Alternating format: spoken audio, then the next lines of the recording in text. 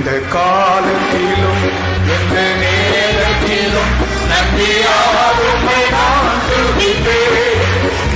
இந்த காலத்திலும் எந்த நேரத்திலும் நன்றியால் உம்மை நான் துதிப்பேன். இயேசுவே உம்மை நான் துதிப்பேன், துதிப்பேன். எந்த வேளையிலும் துதிப்பேன். இயேசுவே உம்மை நான் துதிப்பேன், துதிப்பேன். எந்த வேளையிலும் துதிப்பேன். ஆதியும் நீரே, அந்தமும் நீரே, ஜோதியும் நீரே, என் சொந்தமும் நீரே. ஆதியும் நீரே, அந்தமும் நீரே, ஜோதியும் நீரே, என் சொந்தமும் நீரே. இந்த காலத்திலும் இந்த நேரத்திலும் நன்றியால் உம்மை நான் துதிப்பேன். இந்த காலத்திலும் இந்த நேரத்திலும் நன்றியால் உம்மை நான் துதிப்பேன். இயேசுவே உம்மை அல்லேலூயா துதிப்பேன். இந்த வேளையிலும் துதிப்பேன். இயேசுவே உம்மை நான் துதிப்பேன், துதிப்பேன். இந்த வேளையிலும் துதிப்பேன். உங்களுடைய பாட்டுத்தாளோடு ஒரு அல்லேலூயா சொல்லுங்கள்.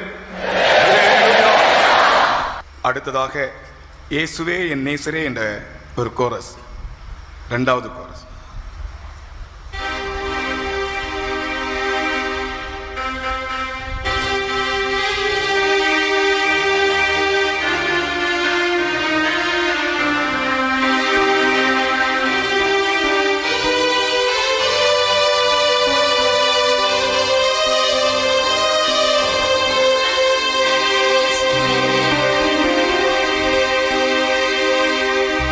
இயேசுவே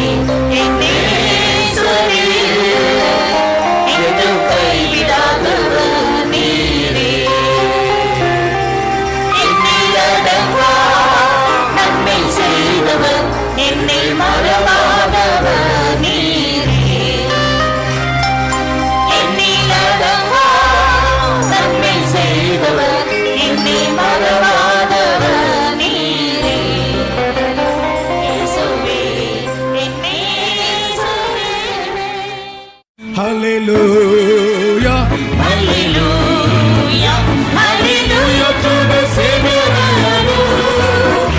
I will praise Him, I will praise Him. Hallelujah, I will praise Him evermore. Amen. Hallelujah, hallelujah, hallelujah to the Savior I adore.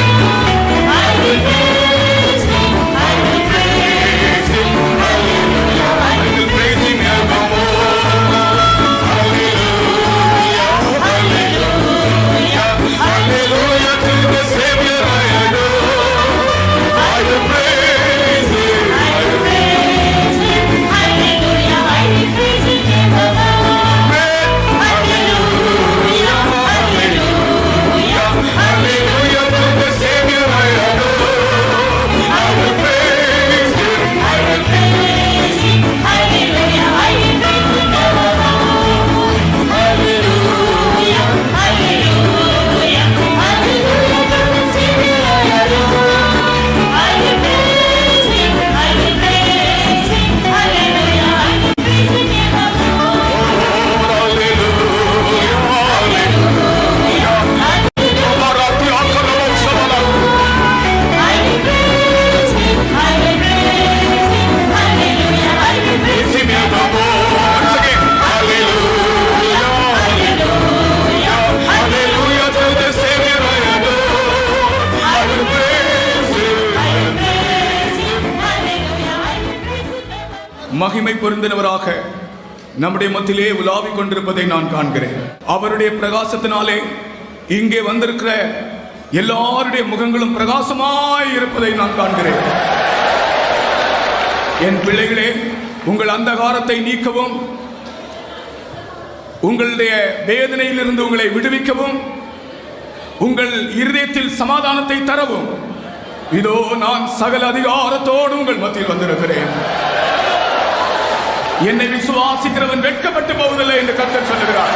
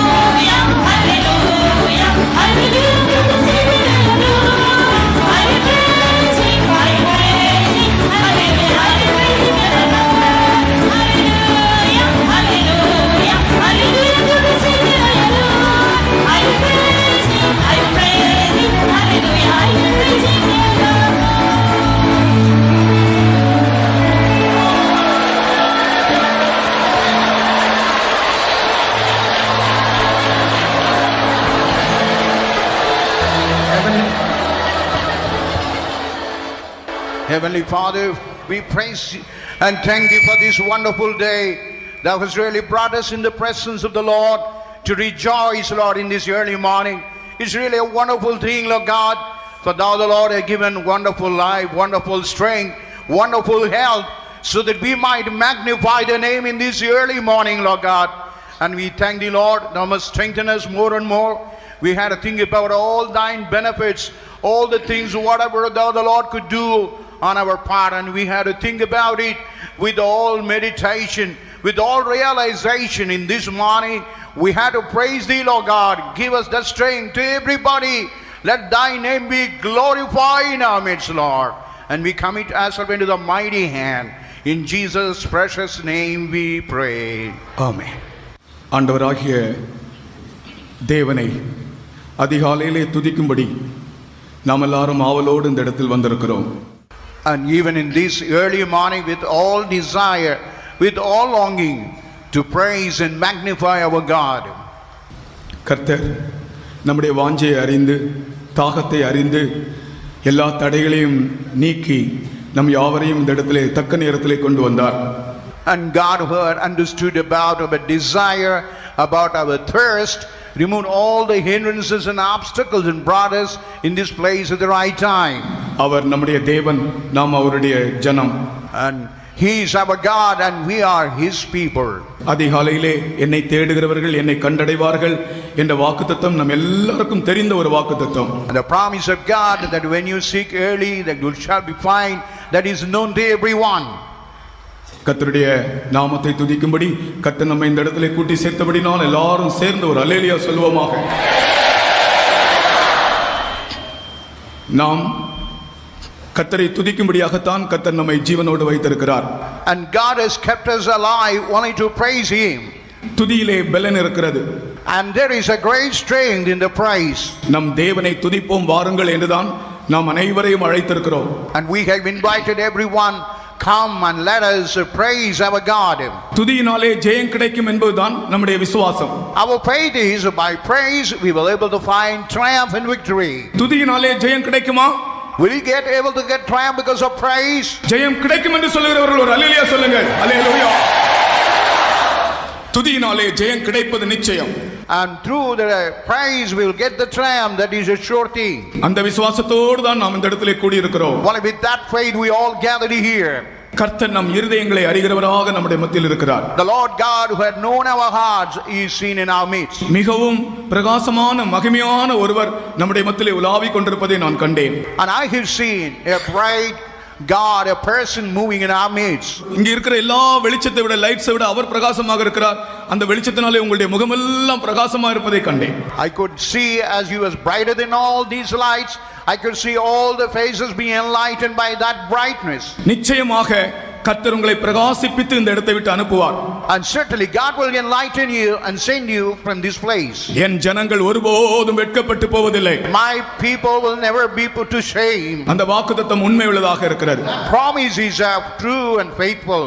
இப்பொழுது நான் வேதத்திலிருந்து சில வாக்குத்தத்த வசனங்களை உங்களுக்கு எடுத்து அதை மேற்கோள் காட்டி உங்களோடு நான் பேசுவேன். சில விளக்கங்கள் சொல்லுவேன். அதன் பிறகு நாம் எல்லாரும் அதை அடிப்படையாக வைத்து விசுவாசத்தோடு துதிக்க வேண்டும். And I will quote the promises of God from the scripture. I will certain things and explain it. And with that you must praise and magnify the Lord. நான் சொல்லுகிற வசனத்தை அப்படியே நீங்கள் விசுவாசித்து அது நிறைவேறும் என்று சொல்லி துதிக்க வேண்டும். And whatever the word of God say, you must exactly believe that it will fulfill in our life and you must praise Him. வானமும் பூமியும் மாறினாலும் நான் வாசிக்கிற வசனங்கள் மாறவே மாறாது. And even the heaven and earth may pass away, whatever the word of God we read will never pass away. அந்த வசனத்தை நாம் அப்படியே விசுவாசித்தால் அது அப்படியே நம்முடைய ஜீவியத்தில் நிறைவேறும். And if you believe exactly, that will fulfill in our life exactly. கர்த்தருடைய நாமத்துக்கு ஸ்தோத்திரம். Praise to the holy name. முதலாவதாக அவரே துதிக்கு பாத்திரராகிய அவரை துதிப்பதினாலே நமக்கு சத்துருக்கள் மேல் ஜெயம் கிடைக்கிறது என்ற ஒரு வசனத்தை உங்கள் முன்னே வைக்கிறேன். And I want to place the word of God that He is the worthy of praise. When you praise that God, we will get a triumph and victory over enemies. 18ஆம் சங்கீதம் 3ஆம் வசனத்திலே சங்கீதக்காரன் சொல்லுகிறான். And Psalm 18:3 the psalmist says, துதிக்கு பாத்திரராகிய தேவனை நான் துதிக்கிறபடியினால் வேண்டிக் கொள்கிறபடியினால் நான் சத்துருக்களை ஜெயிப்பேன் என்று சொல்லுகிறான். And here he says, the Lord who is worthy to be praised, and when I praise Him I will be saved from mine enemies. உங்களுக்கு எதிராக எந்த சத்துருக்கள் இருந்தாலும், எந்த வல்லமைகள் உங்களுக்கு விரோதமாய் போராடினாலும், துதிக்கு பாத்திரராகிய தேவனை நீங்கள் துதிப்பதால் அந்த சத்துருக்களின் இடத்திலிருந்து உங்களுக்கு ஜெயம் ஆச்சரியமாய் கிடைக்கும். As you have enemies, and the Lord God who is worthy to be praised, when you praise Him you will get deliverance and triumph over the enemies. 18ஆம் சங்கீதம் 3ஆம் வசனம். Psalm 18 verse 3. துதிக்கு பாத்திரராகிய கர்த்தரை நோக்கி கூப்பிடுவேன், அதனால் என் சத்துருக்களுக்கு நீங்களாகி ரட்சிக்கப்படுவேன். I will call upon the Lord who is worthy to be praised, so shall I be saved from mine enemies. நம் தேவன் துதிக்கு பாத்திரர். Our God is worthy to be praised. சகல ஜனங்களும் சகல பாஷைக்காரரும் அவரை துதிக்க வேண்டும் என்பதுதான் அவருடைய சித்தம். And his will, now all the people, all the nation, all the language, they must praise him. அவருக்கு தேசாபிமானமோ பாஷாபிமானமோ இல்லை. And he had no difference of nationality, no difference of languages. இங்கிலீஷ்லே அவரை God என்று சொல்லுகிறார்கள். In English they call him as God. தமிழிலே அவருக்கு கடவுள் என்று சொல்லுகிறார்கள். In Tamil they call him as a கடவுள். மலையாளத்திலே அவரை தெய்வம் என்று சொல்லுகிறார்கள். Malayalam they call it as a deivam. தெலுங்கிலே அவரை தேவுடு என்று சொல்லுகிறார்கள். In Telugu they say as a devudu. Kannada பாஷையிலே அவரை தேவரு என்று சொல்லுகிறார்கள். In Kannada language they call him as a devudu. Tulu பாஷையிலே அவரை தேவர் என்று சொல்லுகிறார்கள். In Tulu language they call him as a devan. Hindi பாஷையிலே Parameshwar. In the Hindi language you call it Parameshwar. சமஸ்கிருதத்திலே தேவன். In the Sanskrit he is devan. எபிரேய பாஷையிலே Elohim. In Hebrew language Elohim. கிரேக்க பாஷையிலே Theos. In the Greek language Theos. அரபி பாஷையிலே அல்லாஹ். In Arabic language Allah. சகல ஜனங்களுக்கும் அவர் தேவன். And he is God to all the people. எல்லா பாஷைக்காரர்களும் அவரை துதிக்க வேண்டும். And all the people of language must praise him. கர்த்தருக்கு ஸ்தோத்திரம். Praise to the holy name. அவரை துதிக்காவிட்டால் என்ன ஆகும் தெரியுமா? If you never pray that God, what will happen you know? சத்துரு நம்மை மேற்கொண்டு விடுவான். The devil will overpower us. சத்துரு என்று சொல்லும்போது எனக்கு ஆண்டவர் உணர்த்தின ஒரு காரியத்தை இன்றைக்கு நான் சொல்லுகிறேன். And when God said about enemy, what God had persuaded, I want to share to you. சத்துரு என்று சொல்வது நமக்குள்ளே முதலாவது எழும்புகிற பெருமை ஆகும். What is the enemy within ourselves? The pride that is arising out of us. தேவனை துதிக்காத மனிதனுக்குள்ளே பெருமை என்கிற சத்துரு எழும்புவான். The people who ever never praise God, the pride, that enemy primarily will rise from his heart. அப்படித்தான் தேவனை துதிக்காமல் பெருமையினாலே பைத்தியக்காரனாய் மாறினான் Nebuchadnezzar என்கிற ராஜா. The man who never praised God, as he never praised God because of the pride, that Nebuchadnezzar became a madman. அவன் பைத்தியக்காரனாய் மாறினான். And he turned to be like an insane mad. அவன் மாட்டை போல் மாறினான், மிருகத்தை போல் மாறினான். And he turned to be like an animal. ஆனால் ரோமர்கள் நிருபத்திலே அந்த பைத்தியக்காரர்கள் யார் என்று தெளிவாக அப்போஸ்தலனாகிய பவுல் எழுதுகிறார். Even Apostle Paul is writing very clearly in the Romans, who are those insane? நாம் தேவனை துதிக்காவிட்டால் நாம் பைத்தியக்காரராகி, ஞானிகள் என்றாலும் நாம் பைத்தியக்காரராகி, மூன்று விதமான சத்துருக்கள் நம்மை மேற்கொள்வார்களாம். If we never praise God, we will be made as a mad, even though we were wise, and three kinds of enemies will overpower us. நீங்கள் ரோமர்கள் நிருபத்தை வீட்டிலே போய் வாசித்து பாருங்கள். அவர்கள் ஞானிகள் என்று சொல்லியும் பைத்தியக்காரராகி, அந்த நேபுகாத்நேச்சரை போல பைத்தியக்காரராகி, மூன்று விதமான சத்துருக்களை பற்றி அங்கு சொல்லப்பட்டிருக்கிறது. இன்னும் அதிகமான சத்துருக்களை பற்றியும் சொல்லப்பட்டிருக்கிறது. முதலாவது அசுத்தம், இரண்டாவது இழிவான இச்சைகள், மூன்றாவது கேடான சிந்தைகள். இப்படி பல சத்துருக்கள் வந்து அந்த மனிதனுடைய வாழ்க்கையை நிர்மூலமாக்கி விடுவார்களாம். The first is the filth and the lust, even the evil imagination. All the three enemies will come in a man, and it will make him to be corrupted. Nebuchadnezzar பெருமையினால் பைத்தியக்காரனாய் மாறினான். And Nebuchadnezzar, because of the pride, he became a madman. இன்றைக்கு பெருமையினால் தேவனை துதிக்காமல் அசுத்தமாயும் இழிவான இச்சைக்கு அடிமையாயும் எத்தனையோ ஆயிரக்கணக்கான ஜனங்கள் இருக்கிறார்கள். Even today there are thousands of people who never praise God, how they had given to filth and all the lust. சிந்தையில் விடுதலை இல்லாமல் இருக்கிறார்கள். And even in the mind they have no victory. இந்த அதிகாலையிலே கர்த்தர் ஒரு சவால் உங்களுக்கு சொல்லுகிறார். And even in this early morning God is giving a challenge. கர்த்தரை துதித்து பாருங்கள். Just you try and praise God. துதிக்கு பாத்திரராகி அவரை துதித்து பாருங்கள். You praise the Lord who is worthy of praises. உங்களுடைய கேடான சிந்தை மாறும். And all your evil imagination will go away. அசுத்தமும் இழிவான இச்சை ரோகங்களும் மாறும். And all the filth and the lust will go away. நீங்கள் பைத்தியக்காரர்களாக மாட்டீர்கள். You will never be turned to be like a madman. நேபுகாத்நேச்சருக்கு புத்தி வந்தபோது While that Nebuchadnezzar had his அவன் அவரை துதிக்க தொடங்கினான். he started praising and exalting the Lord. அதனால் அவனுக்கு 4 காரியங்கள் கிடைத்தது. And that's why he was able to get 4 things. அவன் மேன்மை அடைந்தானாம். And he was able to get the excellence. அவனுக்கு முகக்கலை உண்டாயிற்றாம். And he had a brightness of face. யாருக்காகலும் அழகு வேண்டுமா? ஆண்டவரை துதித்து பாருங்கள்,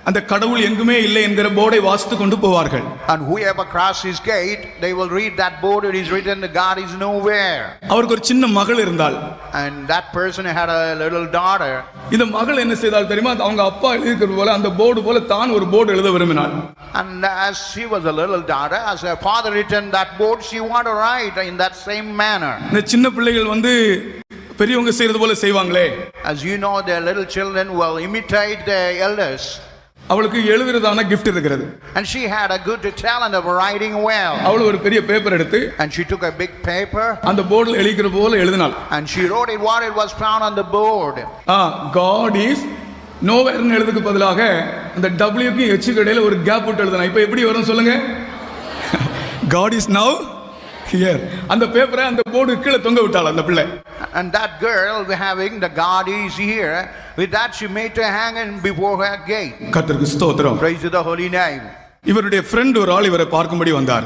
One friend came to see that person. ரெண்டு போர்டையும் வாசித்து பார்த்தார். And he saw and read the two boards. அவர் சொன்னார் உங்க கேட்ல ரெண்டு போர்டு தொங்குது. I found the two boards are hanging in a gate. அதுல மேலே எழுதி இருக்கிறது சரியில்லை, கீழே எழுதி இருக்கிறது சரி என்று சொன்னார். What is written in the first one is not right, the second one is right. தன்னுடைய மகள் எழுதி போட்டதை இவர் கவனிக்கவே இல்லை. That what's written by the daughter, he never noticed that. ஓடி போய் பார்த்தால் மகள் என்ன எழுதி இருக்கிறார்? God is now here. கர்த்தர் இப்பொழுது இங்கே இருக்கிறார். And what it is written by the daughter, God is now here. என்ன நடந்தது தெரியுமா? அதைத்தான் நான் சொல்ல விரும்புகிறேன். What happened, and that's what I come to say. அந்த தகப்பன் ஏத்திஸ்ட் தேவன் இப்பொழுது இங்கே இருக்கிறார் என்ற விசுவாசம் உடையவராய் மாறினார். That atheist turned to me that God is here. He had that belief and faith. சத்தியத்தை யார் மறுக்க முடியும்? Who can deny the faith? நீ தேடி வந்தாயே, இவ்வளவு தூரம் பிரயாணம் பண்ணி வந்தாயே, அவர் இங்கே இருக்கிறார். You have come and traveling along a distance, God is here. அப்படி விசுவாசத்தோடு கர்த்தரை ஒரு முறை கூட துதிப்போமாக. With that faith, once let's all praise Him. ஒரு முறை கூட துதியுங்கள். Once let's all praise Him. ஹalleluya. அவர் இங்கே இருக்கிறார். God is here. அவர் இப்பொழுது இங்கே இருக்கிறார். Now God is here. Amen.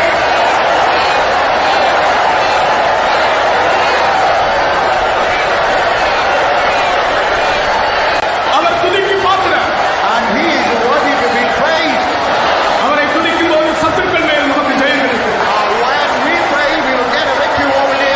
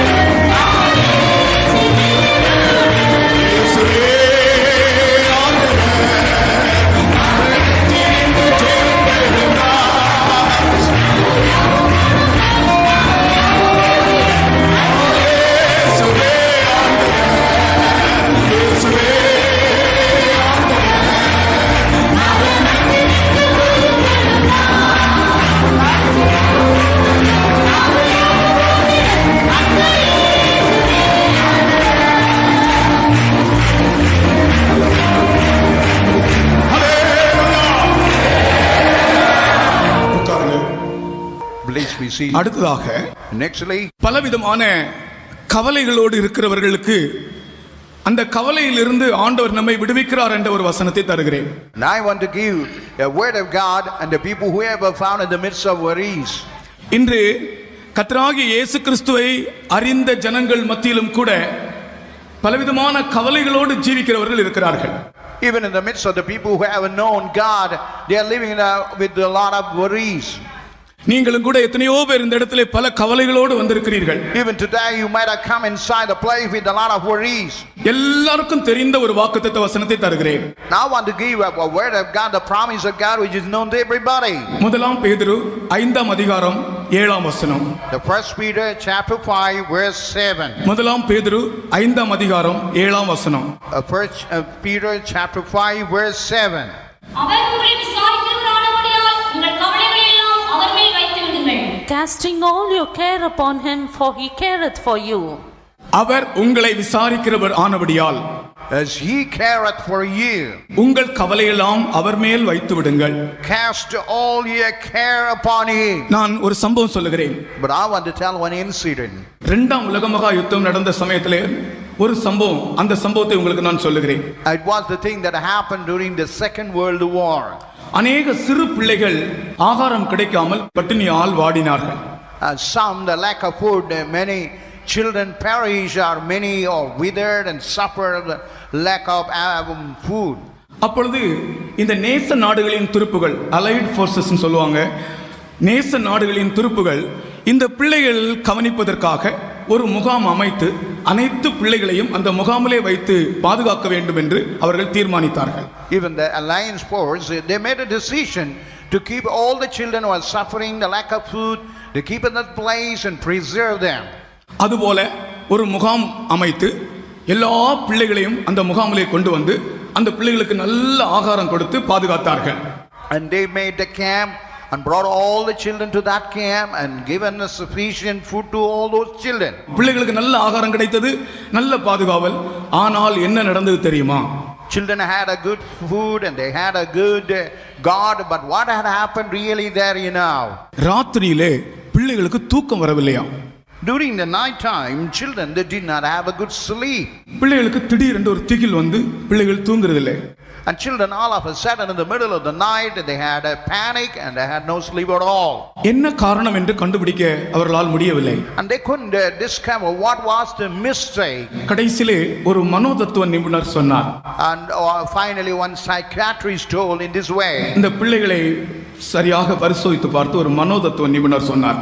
And one psychiatrist examined thoroughly and told about these things in this way. இந்த பிள்ளைகளுக்கு வழக்கமாக நீங்கள் ஆகாரம் கொடுங்கள். You give the food as usually as you give. அவர்கள் படுக்க போகும்போது கையில ஒவ்வொரு ரொட்டி கொடுங்க.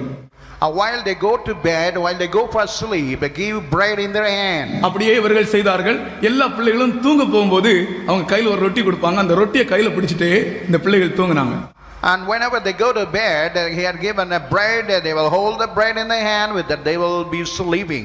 ரொட்டியை கையில பிடிச்சிட்டு தூங்கின போது அந்த ராத்திரி திகில் இல்லை, பிள்ளைகள் பயப்படவில்லை, சரியாய் தூங்கினார்கள். When they were holding that bread in their hand, all through the night they had a good sleep, no panic, nothing happened. அப்பொழுதுதான் அந்த மனோதத்துவ நிபுணர் சொன்னார், And then one of the psychiatrist told, பிள்ளைகளுக்கு இந்த முகாமிலே நீங்கள் சாப்பாடு கொடுத்தாலும், even though in the camp you provide food for those children, சில நாட்களுக்கு முன்பாக அவர்கள் பட்டினியால் வாடினார்கள் பாருங்கள், அந்த நாட்களிலே அவர்களுடைய மனதிலே அந்த உணவை குறித்த இந்த உணர்வு அது இன்னும் அப்படியே இருக்கிறபடியால் தான் ராத்திரியிலே அவர்கள் அந்த ஆகாரம் கிடைக்குமோ கிடைக்காதோ என்ற அந்த எண்ணத்திலே அவர்கள் எழும்புகிறார்கள். As they were suffering lack of food for certain days, that is found in the depth of the heart. That's why in the middle of the night they are awakened, thinking whether they would get the food or not. கையில ரொட்டி கொடுத்த உடனே அந்த ரொட்டி கையில இருக்க நிச்சயம் தூக்கம் வந்து விடுகிறது. And they had a bread in their hand, they are sure about the food and they had good sleep. உங்கள் கவலை எல்லாம் அவர் மேல வைங்க, கையில ஒரு ரொட்டி கொடுத்துறாரு. You just cast all your cares upon him and he will provide a bread in your hand. நீங்கள் எந்த காரணத்திற்காக கவலைப்படுகிறீர்களோ அந்த காரியத்தின் மேல் அவர் சர்வவல்லவராக இருக்கிறார். Whatever the thing that you worry and this God is omnipresent and he is having all power over that. அவரை துதிப்போமா? Shall we all praise him? இந்த துதியோடு உங்களுடைய கவலை பாரங்கள் நீங்கி நீங்கள் இந்த இடத்திலிருந்து போவீர்கள். And while you praise, all your worries will go, and without worries and cares he will leave. அவர் உங்களை விசாரிக்கிறவராய் இருக்கிறபடியால் The Lord God is careth for you. உங்கள் கவலையெல்லாம் அவர் மேல் வைத்து இப்பொழுது கர்த்தரை துதிப்போமாக. Just keep everything upon the Lord, with that you praise your God. விசுவாசத்தோடு ஆண்டவரை துதிப்போம். With the praise you praise your Lord. கலக்கங்கள் நீங்கும். All your trouble will leave. பயங்கள் நீங்கும். All fear will leave. துக்கங்கள் நீங்கும். All sorrow will leave. உங்களுடைய இதயத்தில் இருக்கிற கவலை பாரம் இப்பொழுது துதிக்கும்போது புறந்து போகும். All that worry, trouble in our mind, while you praise, everything will roll away. ஸ்தோத்திரம், ஸ்தோத்திரம், ஸ்தோத்திரம், ஸ்தோத்திரம், ஸ்தோத்திரம்.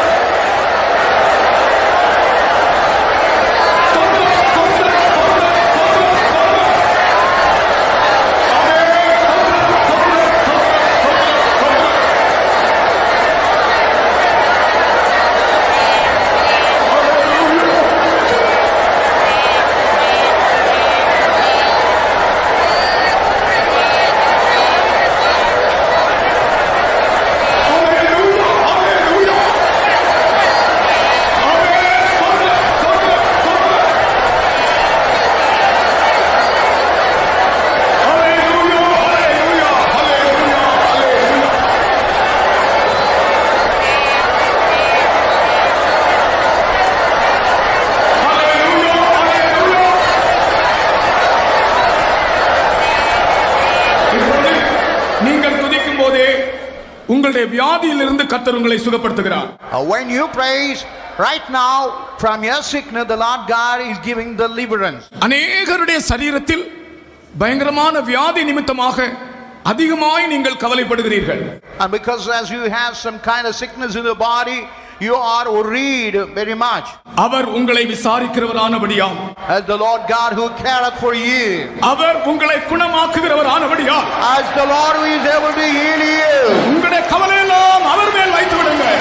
cast all your cares upon him, உங்களுடைய கைகளை கட்டி துதிங்கள். வியாதியிலிருந்து சௌக்கியம். and just lift the hand and have a deliverance. ஆமென்.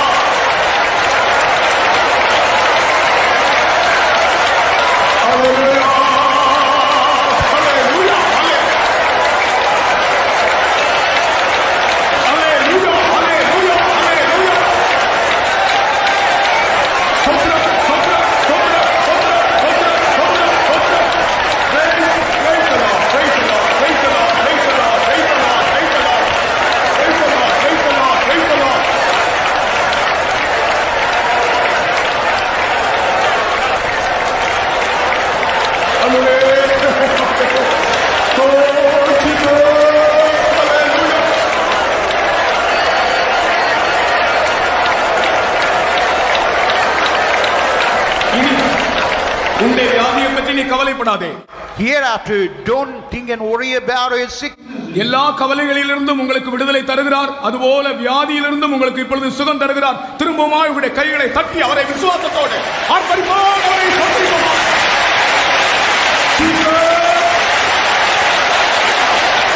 ஆமென். ஹல்லேலூயா, ஹல்லேலூயா, ஹல்லேலூயா, ஹல்லேலூயா. ஆமென். என்னில் அடங்கா நன்மை செய்தவர், என்னை மறவாதவர் நீரே. என்னில் அடங்கா நன்மை செய்தவர், என்னை மறவாதவர் நீரே. என்னில் அடங்கா நன்மை செய்தவர், என்னை மறவாதவர் நீரே. என்னில் அடங்கா நன்மை செய்தவர், என்னை மறவாதவர் நீரே. என்னில் அடங்கா நன்மை செய்தவர்,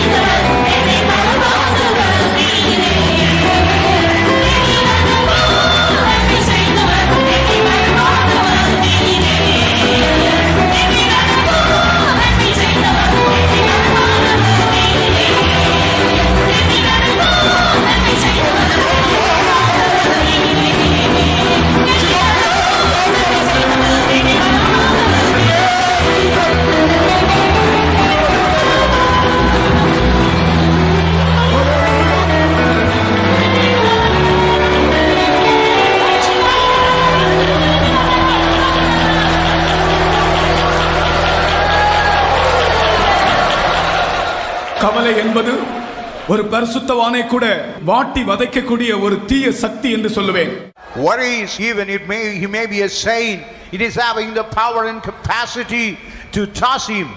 கவலை என்பது நம்முடைய ஆவிக்குரிய ஜீவியத்திலே நாம் குறைந்து போகும்படி நம்மை வாட்டி வதைக்கக்கூடிய ஒரு தீய சக்தி என்று சொல்லுவேன். And I could say the worry is that we might lose our spiritual life. He's having a power to toss us. நம் ஆண்டவர் உயிரோடு இருக்கிறார், எல்லாவற்றையும் அவர் செய்வார். நீங்கள் ஏன் கவலைப்படுகிறீர்கள்? Your God is with you. Why you worry about anything? எண்ணிலடங்கா நன்மை செய்தவர்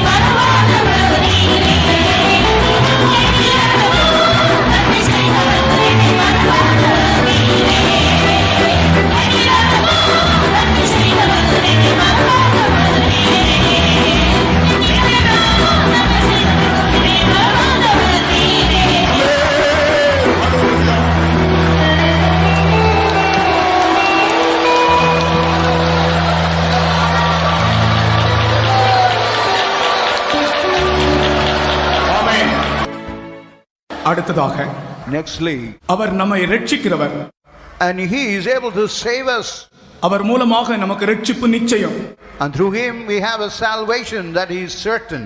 இங்கே யாராகிலும் இரட்சிக்கப்படாதவர்கள், பாவத்தினின்று விடுதலை அடையாதவர்கள் இங்கே இருந்தால் உங்களுக்காக, if anybody are not attained salvation, not delivered from sin, only for your sake. அதே சமயத்தில் இந்த மதுரை பட்டணத்திற்காக கூட, at the same time even for the city of Madurai.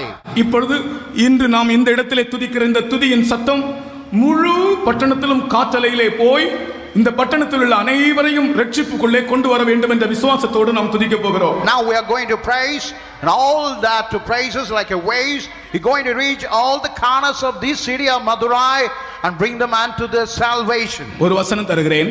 Want to give a verse to you. யோவான் 3ஆம் அதிகாரம் 14-15 வசனங்கள். And John the Gospel chapter 3rd chapter verse 14 and 15.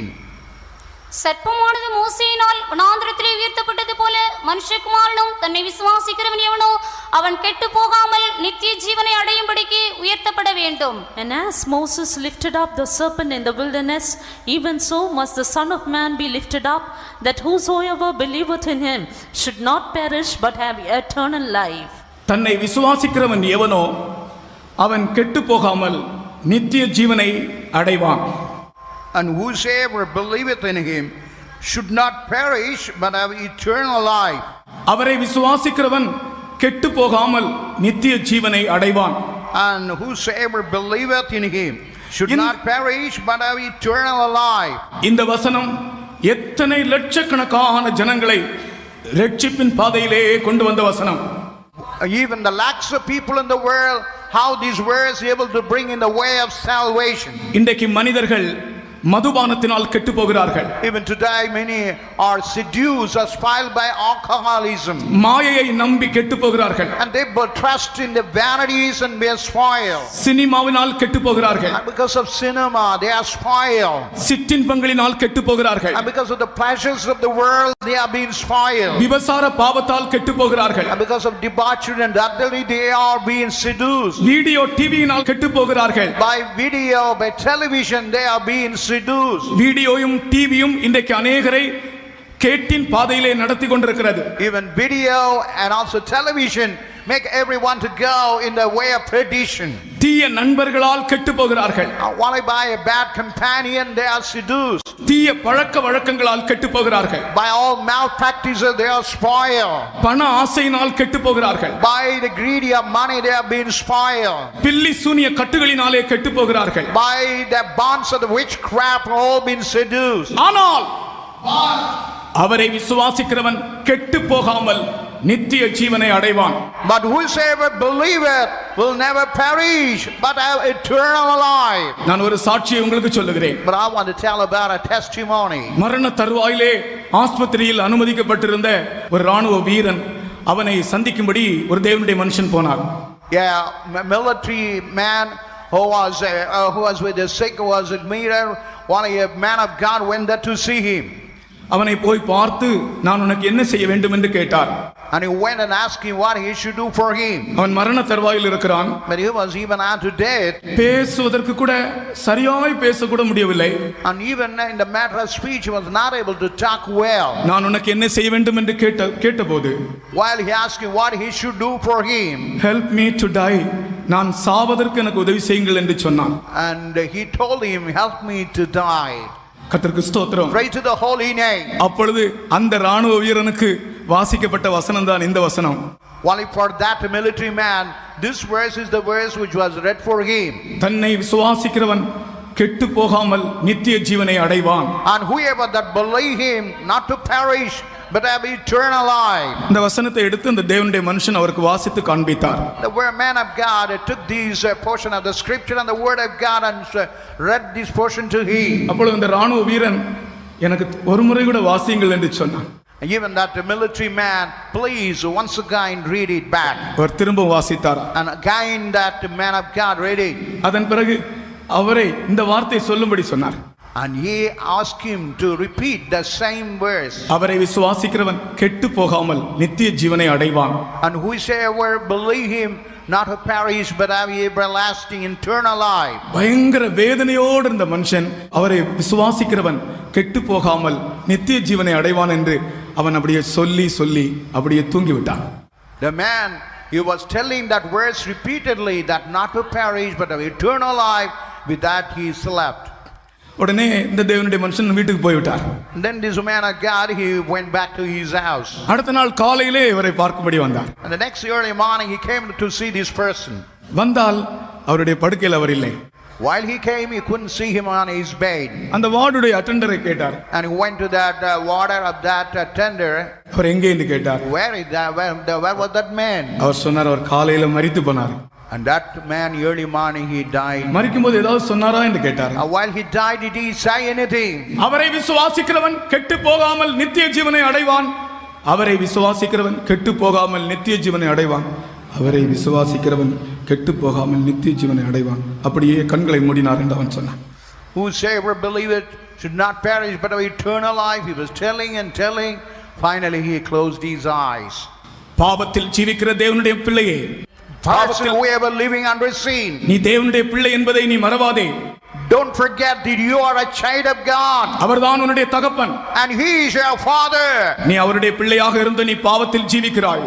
And as you are the children of that father, you are living under sin. அவரை விசுவாசித்தால் உனக்கு ரட்சிப்பு உண்டு. If you believe, you have a salvation. நீ கெட்டு போக மாட்டாய். You will never perish. இங்கே இருக்கிறவர்களுக்கும் இந்த Madurai பட்டணத்துக்காகவும், even all the people wherever and all the people found in the city of Madurai, Madurai பட்டணத்திலே இன்னும் ரட்சிக்கப்படாதவர்கள் யார் இருக்கிறார்களோ இந்த ஸ்தோத்திர ஜெபத்தின் மூலமாக அவர்கள் ரட்சிப்படைய வேண்டும்.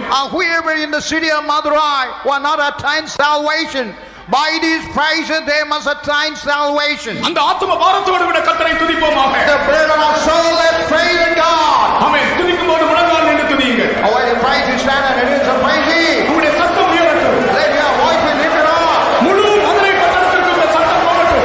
Let these words go through that whole of the city of Madurai. மனமானத்தால் கெட்டு போகிறவர்கள், And the people who are by liquor, மாயினால் கெட்டு போகிறவர்கள், by vanity who are being spoiled, சினிமாவினால் கெட்டு போகிறவர்கள், by cinema who are being seduced, டிவினால் வீடியோனால் கெட்டு போகிறவர்கள், by television cinema who are being seduced, விபச்சார பாவத்தால் கெட்டு போகிறவர்கள், by debauchery who are being seduced,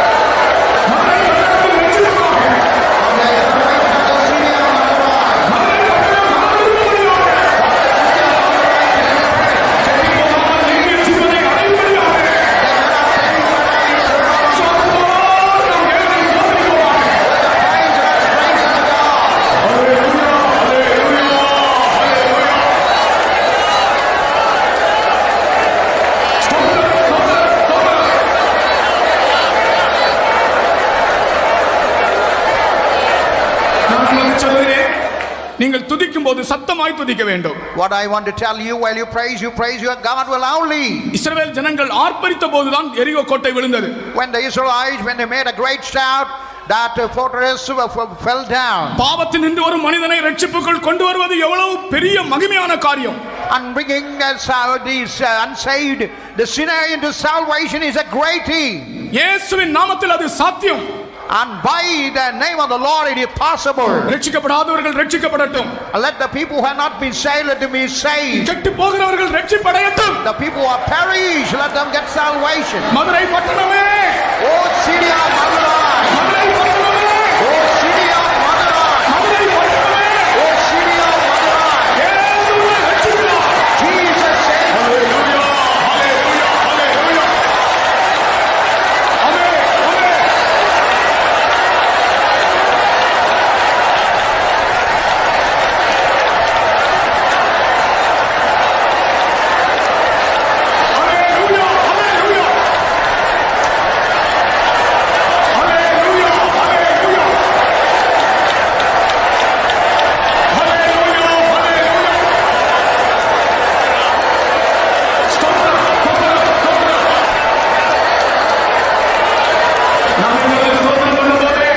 அநேகரை கட்டி வைத்திருக்கிற பாவ கட்டுகளில் இருந்து அவர்கள் விடுதலை அடைகிறார்கள். while we praise God, whatever the sins that are bound, they have been delivered.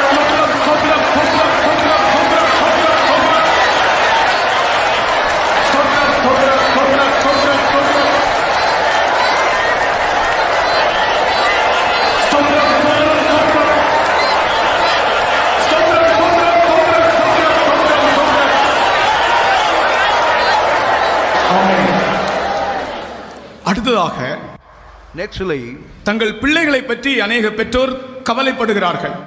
many parents are much worried about their children. இங்கேயும் கூட பிள்ளைகளை பற்றி கவலையோடு வந்த அநேகரை கர்த்தர் காண்கிறார். Even God able to see all the parents who have come with the worries of their children. நான் இதற்காக ஜெபித்த போது கர்த்தர் எனக்கு கொடுத்த வசனத்தை உங்களுக்கு தருகிறேன். When I prayed, what the Lord had given me, that word of God that I want to share to you. ஆதியாகமம் வாசிங்கள் 45:10. And thou shalt dwell in the land of Goshen, and thou shalt be near unto me, thou and thy children and thy children's children, and thy flocks and thy herds, and all that thou hast. நீரும் உடைய பிள்ளைகளும் அவர்களுடைய பிள்ளைகளும் உடைய ஆடு மாடுகளோடும் உமக்கு உண்டாயிருக்கிற யாவற்றோடும் Goshen நாட்டில் வாசம் பண்ணி என் சமீபத்தில் இருக்கலாம். எவ்வளவு அருமையான ஒரு வார்த்தை பாருங்கள்.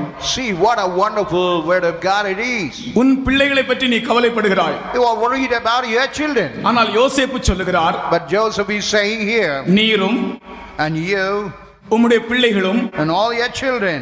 அவர்களுடைய பிள்ளைகளும் பேர பிள்ளைகளை பற்றி கூட சொல்லுகிறார். Even it said about the grandchildren. உம்முடைய பிள்ளைகளை பற்றி கவலைப்படுகிறாய், ஆனால் கர்த்தர் உன் பேர பிள்ளைகளை பற்றி கூட சொல்லுகிறார். வாக்குத்தத்தம். And you are worried about your children, but the word of God, the promise of God say about your grandchildren. அவருடைய பிள்ளைகளும் And even that children's children. Goshen நாட்டில் வாசமாயிருங்கள், வாசம் பண்ணி. And they will dwell in the land of God. அடுத்தது, என் சமீபத்தில் இருக்கலாம். And they shall be near unto me. இந்த வசனத்தை நீங்கள் சொந்தமாக்கிக் கொள்ளுங்கள். And just to make this word of God as your own. கர்த்தாவே, என் பிள்ளைகளுடைய ஆசீர்வாதத்திற்காக இந்த வசனத்தை நான் சொந்தமாக்குகிறேன் என்று சொல்லி நீங்கள் துதிக்க வேண்டும். And Lord, for the blessing of my children, I make this word of God as my own, and you praise him. யோசேப்பு சொல்லுகிறார், And he says to Joseph, நீரும் உன்னுடைய பிள்ளைகளும் கோஷேன் நாட்டிலே வாசம் பண்ண வேண்டும். and you and your children all must dwell in the land of Goshen. Goshen என்று சொன்னால் பல அர்த்தங்கள் உண்டு.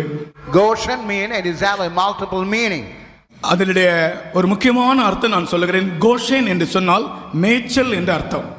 And one important meaning is Goshen mean pasture. அதனுடைய அர்த்தம் செழிப்பு என்பது. And that meaning is the fertility. உன்னுடைய பிள்ளைகளுக்கு பூமிக்குரிய ஆவிக்குரிய ஒரு செழிப்பை ஆண்டவர் தர வல்லவராக இருக்கிறார். Even the Lord God for your children, the earthly and the spiritual blessing is capable to give to your children. ஒருவேளை உன்னுடைய பிள்ளைகள் நன்றாக படிக்கிறவர்களாக இருக்கலாம், பூமிக்குரியபடி நன்றாக இருக்கலாம், ஆவிக்குரியபடி வெறும் தரித்திரராக இருக்கலாம். And earthly your children may be very nice and good, but spiritually they may be poverty stricken. ஆனால் கர்த்தர் உன்னுடைய பிள்ளையை ஆவிக்குரியபடியும் எழுத்துக்குரிய செழிப்பையும் அவர்களுக்கு தந்து அவர்களை என் சமீபத்தில், யோசேப்பு சொல்லுகிறான், என் சமீபத்தில் அவர்கள் இருக்கலாம். And God will give earthly blessings and spiritual blessing. Even Joseph says, those children may be near unto me. இந்த கோஷேன் நாட்டுக்கு இன்னொரு பெயர் கூட உண்டு, ராம்சேஸ் என்ற ஒரு பெயர் கூட உண்டு. And for this Goshen there is another name, Ramses. Ramesses என்று சொன்னால் பல அர்த்தங்கள் உண்டு. ஒரு அர்த்தம் சொல்லுகிறேன். ராம்சேஸ் என்று சொன்னால் சூரிய ஒளி படுகிறதான இடம்.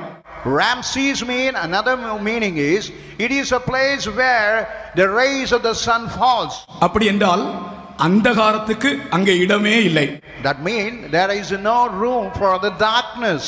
உன்னுடைய பிள்ளைகளுக்கு அந்தகாரமே அவருடைய வாழ்க்கையில் இருக்காது. சூரிய ஒளி உள்ள இடத்திலே அவர்கள் இருப்பார்கள். And your children will never be found in the darkness, but the children will be found in the rays where the sun falls. அடுத்தது, என் சமீபத்தில் அவர்கள் இருக்கட்டும். The next thing, let them be very near unto me. கர்த்தரோடு நெருங்கி ஜீவிக்கிற ஒரு ஜீவியத்தை காண்பிக்கிறது. And it's only speaks about a life living very closely with the Lord. உங்களுடைய பிள்ளைகள் ஒழுங்கான ஒரு கிறிஸ்தவ வாழ்க்கை செய்யாதவர்களாக இருக்கலாம். Your children may be not doing a spiritual life regularly. ஃப்ரெண்ட்ஸ்களோட சுற்றுகிறவர்களாக இருக்கலாம். And they may be a children roaming about with the evil friends. ஆனால் கர்த்தர் சொல்லுகிறார், அவர்கள் என் சமீபமாய் இருப்பார்கள். But the Lord God says, they will all be near unto me. கர்த்தரோடு அவர்கள் நெருங்கி இருப்பார்கள். And they will be very near unto the Lord. ஒரு தடவை கூட அந்த வசனத்தை வாசித்துட்டு நாம் ஸ்தோத்திரம் பண்ணுவோம். And once let's all read and verse and praise God. வாசிங்கள் 45:10. நீரும் உம்முடைய பிள்ளைகளும் அவர்களுடைய பிள்ளைகளும் உம்முடைய ஆடு மாடுகளோடும் உமக்கு உண்டாயிருக்கிற யாவற்றோடும் கோசேன் நாட்டில் வாசம் பண்ணி என் சமீபத்தில் இருக்கலாம். And thou shalt dwell in the land of Goshen, and thou shalt be near unto me, thou and thy children and thy children's children, and thy flocks and thy herds and all that thou hast. Goshen நாட்டில் வாசம் பண்ணி என் சமீபத்தில் இருக்கலாம். இந்த வசனத்தை பிடித்துக் கொள்ளுங்கள். உங்களுடைய பிள்ளைகள் ஆவிக்குரியவர்களாய் மாறுவார்கள். And thou shalt dwell in the land of Goshen, and thou shalt be near unto me.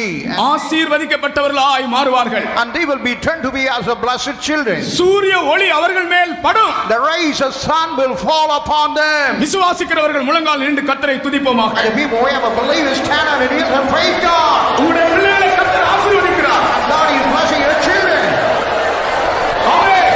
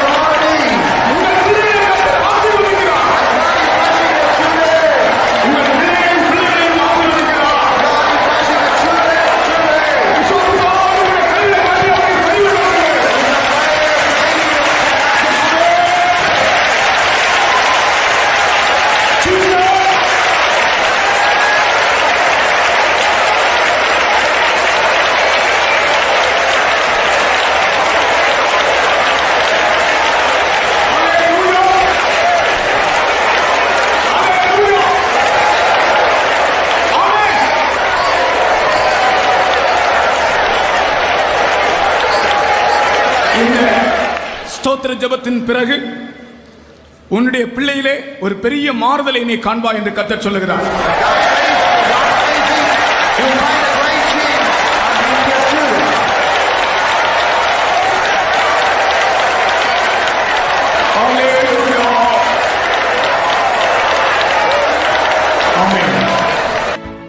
அடுத்ததாக வாலிபர்களுக்கு நான் ஒரு வசனம் தருகிறேன். Nextly, for the young people, I want to give a word of God. அது கூட நம்ம எல்லாருக்கும் அறிமுகமான ஒரு வசனம். And that word of God is well known to everybody. ஆபகுக்கின் புத்தகம் 3ஆம் அதிகாரம் 19ஆம் வசனம். Habakkuk, the 3rd chapter, verse 19. ஆண்டவராகிய கர்த்தர் என் பலன், அவர் என் கால்களை மான் கால்களைப் போலாக்கி உயரமான ஸ்தலங்களில் என்னை நடக்க பண்ணுவார். The Lord God is my strength, and he will make my feet like hinds feet, and he will make me to walk upon mine high places.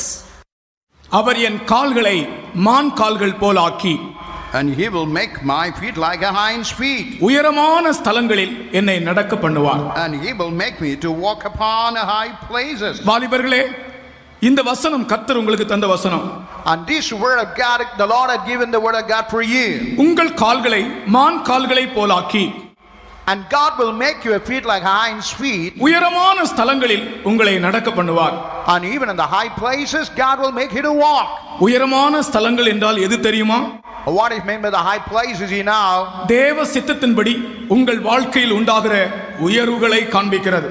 According to the will of God, what all the exaltation by God. வாலிபர்களே, தேவ சித்தத்தின்படி உங்கள் வாழ்க்கையிலே சில உயர்வுகளை உங்களுக்கு ஆண்டவர் தர முடியும். Oh young people, by the will of God, He could give certain exaltation. தன்னைத்தான் உயர்த்துகிறவன் தாழ்த்தப்படுவான். And whoever exalts himself will be abased. ஆனால் உன் உயர்தலங்களில் கர்த்தர் உன்னை நிறுத்துவார்.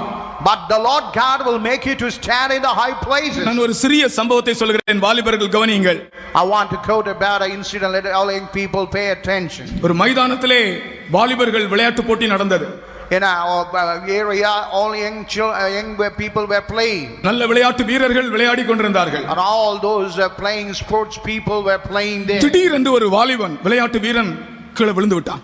All of a sudden, that a sportsman, he fell down. அவனுடைய காலுக்காண்டி அவனுடைய சரீரத்தில் எல்லாம் நல்ல அடி. And even upon his leg and all over the body, he got a good. உடனே அவனை மைதானத்திலிருந்து தூக்கி கொண்டு போனார்கள். And they took him and removed him out of that ground. தூக்கி கொண்டு போகும்போது அவன் போட்டிருந்த ஷூல பார்த்தால் ஆபகுக் 3:19 எழுதியிருக்கு. And while he was carried, and in the shoe it was written the word of God, Habakkuk, the 3rd chapter, verse 19. மைதானத்தில் விழுந்து அடிபட்டு அவனை மைதானத்திலிருந்து தூக்கி கொண்டு போகும்போது அவனுடைய ஷூல பார்த்தால் அந்த ஷூல எழுதி வைத்திருக்கிறான் Habakkuk 3:19. When he was wounded in that ground, when he was carried by all others, what was found in the shoe? It was written in the Habakkuk, the 3rd chapter, verse 19. தேவனுடைய வசனம் உன்னுடைய ஷூவில் எல்லாம் எழுதுவது.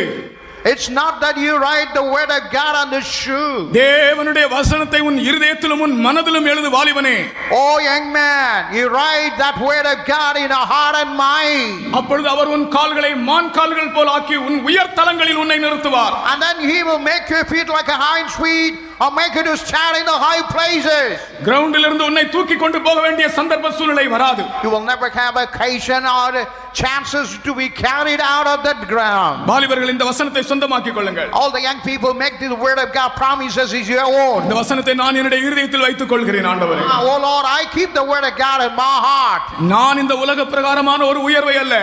I don't want a literal exaltation of the world. ஓ நீர் என்னை உயர்த்துகிற தேவ சித்தத்தின்படி உள்ள உயர்வுகளை நான் விரும்புகிறேன். Oh Lord, according to the will of God, and I desire those exaltations. நம்முடைய வாலிபர்களுக்காக நாம் துதிப்போம்.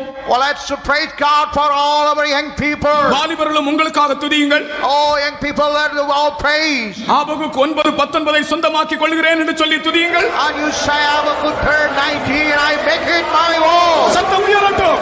Let that voice lift it up. விசுவாசத்தோடு துதிப்போமா. With all faith you praise Him. கர்த்தர் உன்னை உயர் தலங்களில் நிறுத்துகிறார். The Lord God made you to stand in the high places.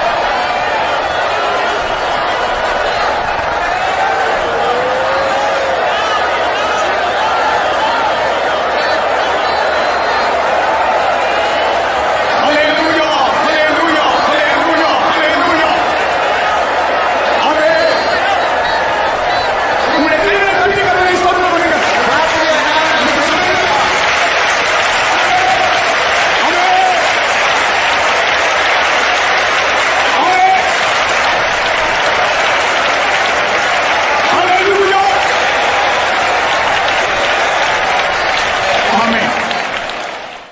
அடுத்ததாக அநேகர் தங்களுடைய ஆவிக்குரிய ஜீவியத்திலே முன்னேற்றம் வேண்டும் என்று விரும்புகிறார்கள். Many desire spiritually, they want to progress. அப்படி கை உயர்த்துங்கள். ஆவிக்குரிய ஜீவியத்திலே முன்னேற்றம் வேண்டும் என்று சொல்லுகிறவர்கள் கை உயர்த்துங்கள். The people who desire the spiritual progress. ஆவிக்குரிய ஜீவியத்தில் முன்னேற்றம் வேண்டும். I want to progress in the spiritual life. உங்களுக்கு ரெண்டு வசனம் தருகிறேன். But I want to give you 2 verses. ஒரு வசனம், நான் பச்சையான ஒலிவ மரம் போல் இருக்கிறேன். And one person say I'm like a green olive tree. இன்னொரு ஆள் சொல்கிறார், நான் பச்சையான தேவதாரு விருட்சம் போல் இருக்கிறேன். And another man say I am just like a green oak tree. இது யார் சொன்னது என்று உங்களுக்கு தெரியும். You know who all been told. ஒரு ஆள் சொல்கிறான், நான் பச்சையான ஒலிவ மரம் போல் இருக்கிறேன். And one person say I am green olive tree. இன்னொரு ஆள் சொல்லுகிறார், நான் பச்சையான தேவதாரு விருட்சம் போல் இருக்கிறேன். I'm just like a green oak tree. முதலாவது நான் ஒலிவ விருட்சம் போல் இருக்கிறேன் என்று சொல்லவன் யார்? And who could say I'm just like a green olive tree? யார்? தாவீது. நான் பச்சையான தேவதாரு விருட்சம் போல் இருக்கிறேன் என்று சொன்னது யார்? Oh, who told that I'm like a green oak tree? Ephraim. That he should be Ephraim. அது ஒரு தனி மனிதனையும் சொல்லலாம், ஒரு ஜனத்தை பற்றியும் சொல்லலாம். And you can say about the personal man and also one group of people. நான் பச்சையான தேவதாரு விருட்சம் போல் இருக்கிறேன் என்று எப்ராயிம் சொல்லுவான் என்று கர்த்தர் சொல்கிறார். And God say there primarily I would be like a green oak tree. இந்த ரெண்டு மரங்களும் நம்முடைய ஆவிக்குரிய ஜீவியத்தின் முன்னேற்றத்தை காண்பிக்கிறது. And these things all speaks about a spiritual progress. ஒன்று, ஒலிவ மரம் என்று சொல்லுகிறது அபிஷேகத்தையும் தோல்வி இல்லாத ஜீவியத்தையும் காண்பிக்கிறது. And one the olive tree, and it is anointing a life without any defeat. அநேகருக்கு அபிஷேகம் இல்லை, கர்த்தர் உங்களை அபிஷேகம் பண்ணுகிறார். And many have no proper anointing, God is anointing you. இப்பொழுது நீங்கள் துதிக்கும் போதே உங்களுக்கு ஒரு அபிஷேகம் கிடைக்கும். And now when you start praising, you are going to get that power. அடுத்தது, ஒலிவ மரம் என்பது தோல்வி இல்லாத ஜீவியம். Another one is it is a life without any defeat. ஏனென்றால் ஒலிவ மரத்தில் தான் கேருபீன்கள் செய்தார்கள். And what by the olive tree they made of the cherubim. Solomon தேவாலயத்திலே கேருபீன்கள் ஒலிவ மரத்தினால் செய்யப்பட்டன. And even the temple of Solomon and cherubim were made out of these olives. அதாவது தோல்வி இல்லாத ஜீவியம். It's a life without any defeat. நிச்சயமாக உங்களுக்கு அபிஷேகத்தையும் தோல்வி இல்லாத ஜெய ஜீவியத்தையும் கர்த்தர் தர வல்லவர். And God is able to give you anointing and life without a defeat. தேவதாரு என்று சொல்வது உள்ளான பலத்தை காண்பிக்கிறது. Even that tree of the oak, it speaks about the inner strength. ஒரு உள்ளான பலன். It's inner strength, having inner strength. நீ இதுவரைக்கும் வீக்காக இருக்கிறாய், பலவீனமாக இருக்கிறாய். And sometimes maybe like a weak. எந்தெந்த காரியத்தில் நீ பலவீனமாக இருந்தாயோ அந்த காரியத்தில் கர்த்தர் உன்னை ஒரு தேவதாரு மரமாய் மாற்றுகிறார். Or whatever thing you are weak, God is making like a tree of oak in you. கர்த்தரை ஸ்தோத்திரிப்போமாக. Shall we all praise Him? ஆமென். நான் பச்சையான ஒலிவ மரம் போல் இருக்கிறேன். I'm just like a green olive tree. நான் பச்சையான தேவதாரு விருட்சம் போல் இருக்கிறேன். I'm just like a green oak tree.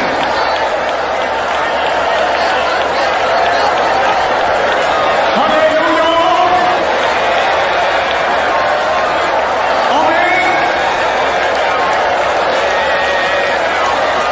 ஆவிக்குரிய ஜீவியத்திலே கர்த்தர் நமக்கு முன்னேற்றத்தை கட்டளையிடுகிறார். எல்லா பின்மாற்றங்களும் அடியோடு உடைந்து ஓடுகின்றன. இயேசு கிறிஸ்துவின் நாமத்தில் நமக்கு ஜெயம். In the name of Jesus, you have been free. ஹalleluya, ஹalleluya, ஹalleluya, ஹalleluya. ஆமென். ஸ்தோத்திரம், ஸ்தோத்திரம், ஸ்தோத்திரம், ஸ்தோத்திரம், ஸ்தோத்திரம். அந்த வசனத்தை சொந்தமாக்கி உடைய கைகளை தட்டி அவரை துதியுங்கள்.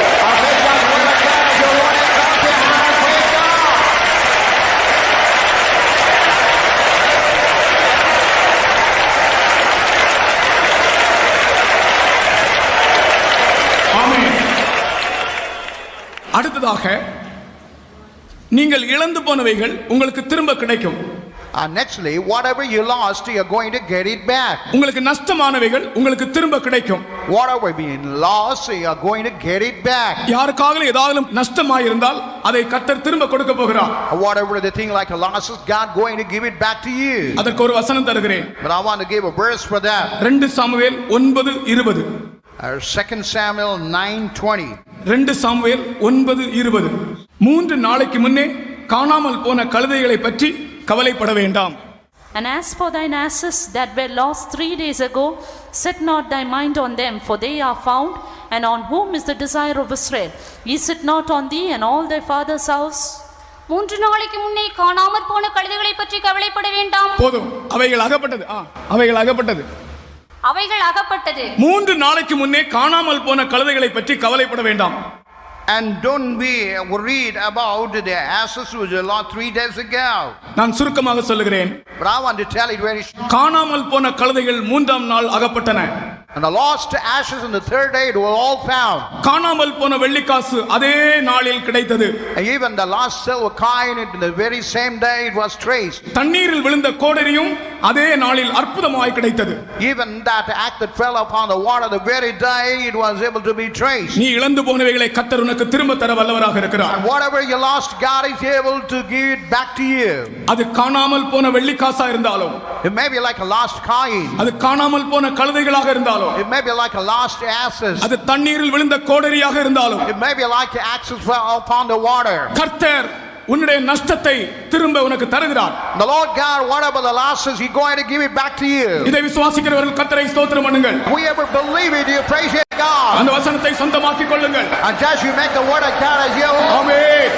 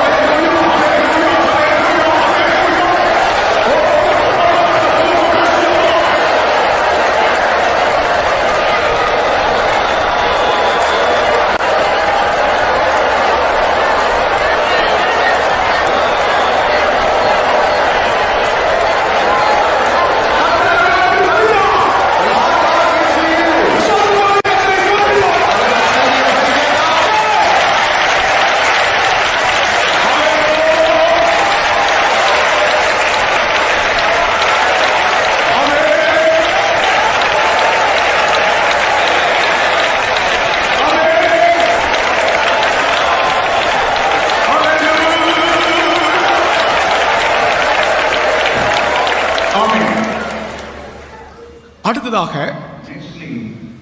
நாம் எந்த சூழ்நிலையா இருந்தாலும் நம்முடைய காரியத்துக்கு கர்த்தர் ஜெயத்தை தருவார். Whatever the circumstance, God will give you all His victory. இப்பொழுது எல்லாரும் அரசியல் சூழ்நிலைகளை பற்றி எதிர்பார்த்து கொண்டே இருக்கிறோம். And today we are all expecting about a change. எனக்கு திட்டமாய் கர்த்தர் பேசினார். God definitely spoke to me. அந்த வசனத்தை உங்களுக்கு தருகிறேன். But I want to share that word of God. எந்த சூழ்நிலையா இருந்தாலும் உன்னுடைய காரியம் ஜெயம். Whatever the circumstances, your thing will be made a victory. Daniel 6:28. Daniel 6:28. Daniel 6:28. Daniel 6:28. வாசிங்கள்.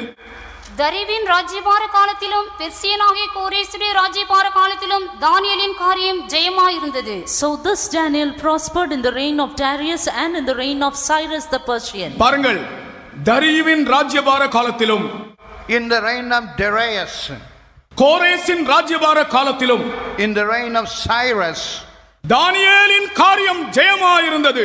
the matter of Daniel prospered. கர்த்தருக்கு ஸ்தோத்திரம். Pray to the holy name. தரியு என்றால் தன்னை தானே வெளிப்படுத்துகிறவன் என்ற அர்த்தம். Darius means the man who is exhibiting himself. கோரேஸ் என்றால் மன உறுதி இல்லாதவன் என்ற அர்த்தம். Cyrus means a man who has no steadfast in the mind. எப்படிப்பட்டவனா இருக்கட்டும், Whatever the thing, தானியேலின் காரியம் ஜெயமாக இருந்தது. but the matter of Daniel was prosperous. அரசியலை பற்றி கவலைப்படாதிருங்கள். Don't be worried about the political. நீங்கள் தானியேலாக இருந்தால் உங்கள் காரியம் ஜெயமாய் மாறும். If you are a Daniel, your thing will turn to be a prosperous. இது கர்த்தர் திட்டமாய் என்னோடு பேசின ஒரு வார்த்தை. And this is God definitely spoke to me. தரியுவின் ராஜ்யபாரமா இருந்தாலும், It may be a reign of Darius. கோரேசின் ராஜ்யபாரமா இருந்தாலும், It may be a reign of Cyrus. தானியேலே உன் காரியம் ஜெயமாயிருக்கும். Oh Daniel, your matter would be prosperous. தேவனுடைய பிள்ளைகள் விசுவாசிக்கிறவர்கள் கர்த்தரை ஸ்தோத்திரம் பண்ணுங்கள். The people of God who believe in you, praise God. ஆமென்.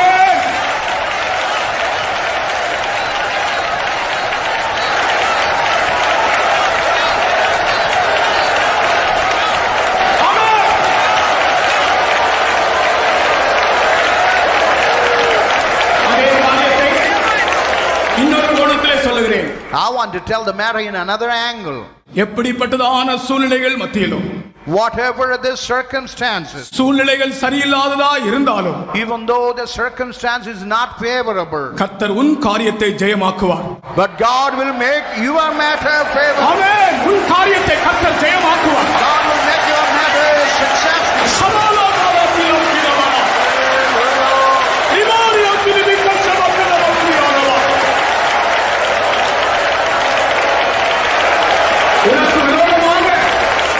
உனக்கு விரோதமாக செய்யப்படுகிறதெல்லாம் உனக்கு அனுகூலமாய் மாறும்.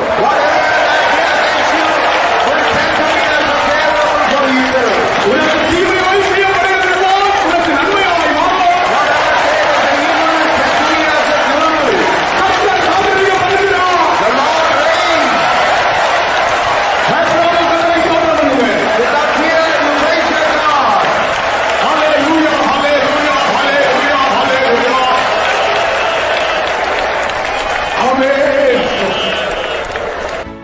அடுத்ததாக ஊழியக்காரருக்கு ஒரு வசனம் தருகிறேன். Nextly, for the servant of God, I want to give a word of God. ஊழியக்காரரே, உங்களுக்காக ஒரு வசனம். Oh, servant of God, it's for you the word of God. 2 தீமோத்தேயு 4:11. 2 Timothy 4:11. 2 தீமோத்தேயு 4:11. 2 Timothy 4:11. லூக்கா மாத்திரம் என்னோட இருக்கிறான், மார்க்கோ என்னோட கூட்டிக் கொண்டு வா, ஊழியத்தில் அவன் எனக்கு பிரயோஜனம் உள்ளவன். Luke is with me. Take Mark and bring him with thee, for he is profitable to me for the ministry. வாழ்க்கையில் சோர்வடைந்து ஊழியத்தை விட்டு திரும்பி போனவன் தான் இந்த mark. Mark, who was a servant of God, having a dejection, he went out of the ministry. பவுலின் சுவிசேஷ பிரயாணத்தில் பம்பிலியா என்ற இடத்திலிருந்து இவன் திரும்பி போய்விட்டான்.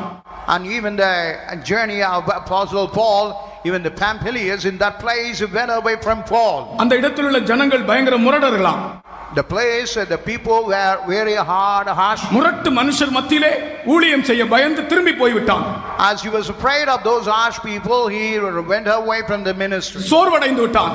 And he got a dejection. பூமியின் கடையாந்தரங்களை சிருஷ்டித்த ஆதி தேவன் இளைப்படையவில்லை, சோர்ந்து போகவில்லை என்று அவன் அறியவில்லை, மறந்து விட்டான். And he forget the Lord God who created the ends of the earth will never be tired and never be vanquished. இளைப்படையாத தேவன் இளைப்படைந்த மார்க்குவை திரும்பவும் பிரயோஜனமுள்ள ஒரு பாத்திரமாக மாற்றினார். The Lord who never made the wearied vessel of Mark as a useful, profitable person. இதே அப்போஸ்தலனாகிய பவுல் இந்த மார்க்குவை தன்னிடத்திலே வரும்படி அழைக்கிறார். And the same Mark, Apostle Paul, calling him to come along with him. அவர் பிரயோஜனமுள்ள ஒரு ஊழியக்காரனாக மாறினான். Now he turned to be like a profitable servant of God. எத்தனையோ கடினமான பயங்கரமான மனுஷர்கள் மத்தியிலே நீ ஊழியம் செய்யும்போது சோர்வடைந்திருக்கிறாய். And while you serve the Lord in the midst of the hard, harsh people, you have been discouraged. ஆனால் மார்க் தன் ஜீவியத்திலே பிரயோஜனமுள்ளவனாய் மாறினான். But Mark in his life, he became a profitable servant of God. Mark என்னும் சுவிசேஷத்தை அவன்தான் எழுதினான். And he only wrote the gospel of Mark. அப்போஸ்தலனாகிய பவுலோடு சிறைச்சாலையிலே இருந்தான். And along with the Apostle Paul, he was in the prison. Alexandria பட்டணத்திலே உயிரோடு எரித்து கொல்லப்பட்டான். In the city or town of Alexandria, he was burned alive. ஒரு சமயத்திலே முரட்டு மனுஷரை பார்த்து ஓடினவன் சிறைச்சாலையில் பவுல் அப்போஸ்தலனோடு கூட இருந்து அந்த அலெக்சந்திரியா பட்டணத்திலே உயிரோடு எரித்து கொல்லப்பட்டான். இரத்த சாட்சியாய் மரித்தான். The man who went away because of the hard people, he was with the Paul in the prison in Alexandria, he was burned alive. உன் ஜீவியத்தின் சோர்வை கர்த்தர் மாற்றுகிறார். And God is removing all your discouragement. இளைப்புகளை மாற்றுகிறார். And he's turning all your weariness. பின்மாற்றங்களை மாற்றுகிறார். And you're changing all your backsliding. நீ ஆண்டவருக்காக இரத்த சாட்சியாய் மரிப்பாய். And you will die like a martyr for the Lord. எல்லா ஊழியக்காரர்களுக்காய் கர்த்தரை ஸ்தோத்திரிப்போமாக. Praise God for all the servants. ஆமென். ஹல்லேலூயா, ஹல்லேலூயா, ஹல்லேலூயா. ஆமென்.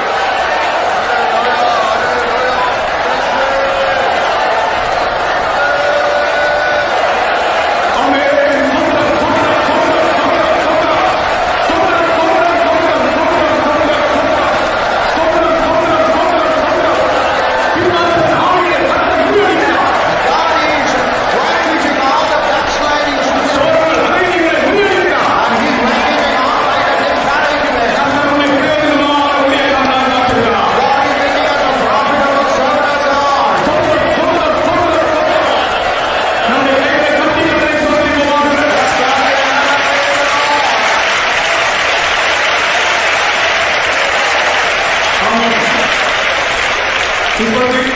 நீங்கள் எழுதி போட்டதான விண்ணப்பங்களுக்காக ஜெபிக்க போகிறோம். Now whatever the prayer request we cast into the box, we are going to pray for that. எல்லா பாஸ்டர்மாரும் வாங்க, மூப்பன்மார்களும் வாங்க. And all the pastors and all the elders, please come to the stage. இந்த பெட்டியிலே நீங்கள் எழுதி போட்டதான ஜெப விண்ணப்பங்கள் இருக்கிறது. And whatever the prayer request you have written, all being cast into this box. கர்த்தர் நீ கேட்ட விண்ணப்பத்தின்படி உனக்கு செய்திருக்கிறார். Whatever the request you cast accordingly, God had did for your life. அல்லேலூயா. கர்த்தர் இதிலே எழுதப்பட்டிருக்கிறதான விண்ணப்பங்களின்படி அவர்களுக்கு கட்டளையிடும்படியாக நாம் எல்லாரும் ஊக்கமாக ஜெபிப்போம். Whatever they cast, God my honor, let's pray.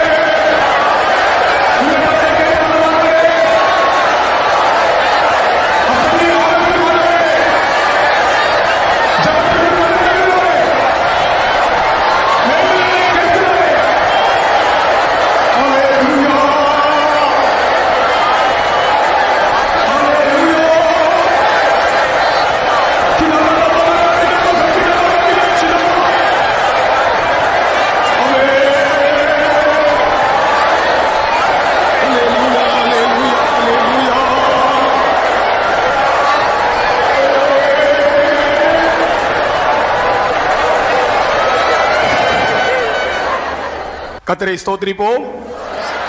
எல்லாரும் எழும்பி நின்று கர்த்தரை ஸ்தோத்திரிப்போம். Let's all stand up and praise God. துதி செய்ய தொடங்கினார், கர்த்தர் யுத்தம் செய்ய தொடங்குவார். துதி செய்ய தொடங்கினார், கர்த்தர் யுத்தம் செய்ய தொடங்குவார்.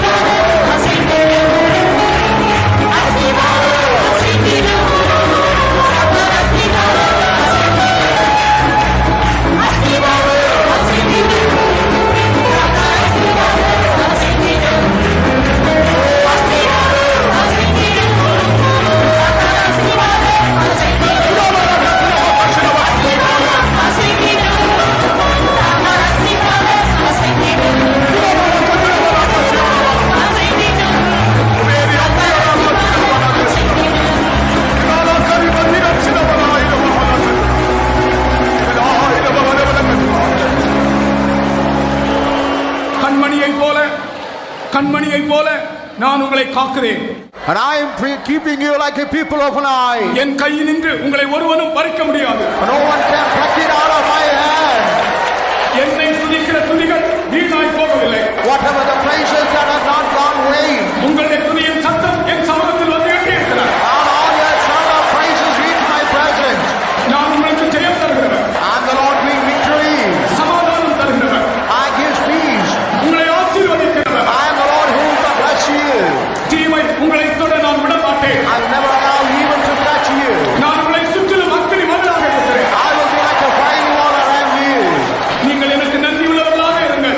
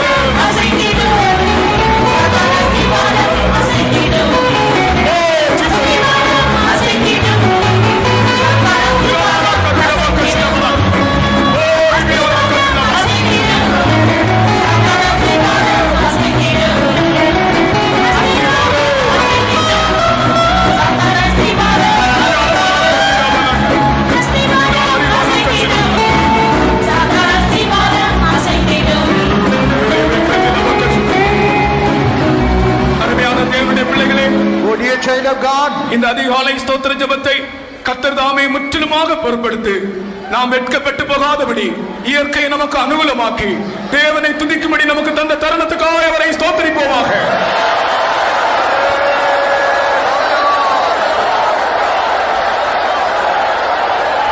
அவர் தொடங்குகிறவரும் முடிக்கிறவரும் அல்பாவும் ஒமேகாவும் ஆதியும் அந்தவுமாய் இருக்கிறபடியால் கர்த்தரை ஸ்தோத்திரிப்போம். ஸ்தோத்திரம் ஸ்தோத்திரம் ஸ்தோத்திரம் ஸ்தோத்திரம் ஸ்தோத்திரம் ஸ்தோத்திரம் ஸ்தோத்திரம் ஸ்தோத்திரம். பல இடங்களிலிருந்தும் ஆபத்தில்லாதபடி கர்த்தர் கொண்டு வந்தார். இனி அவர்கள் ஒவ்வொருவரும் போகும்போது ஆபத்தில்லாதபடி கொண்டு போய் சேர்க்கும்படியாய் கர்த்தரை ஸ்தோத்திரிப்போம்.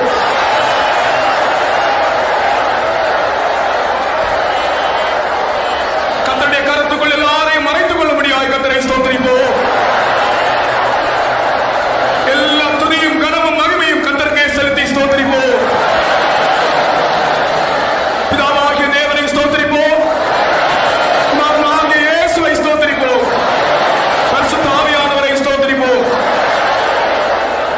அருமையான பிதாவே, இந்த ஆசீர்வதிக்கப்பட்ட நல்ல வேளைக்காக நன்றியோடு ஸ்தோத்திரிக்கிறோம்.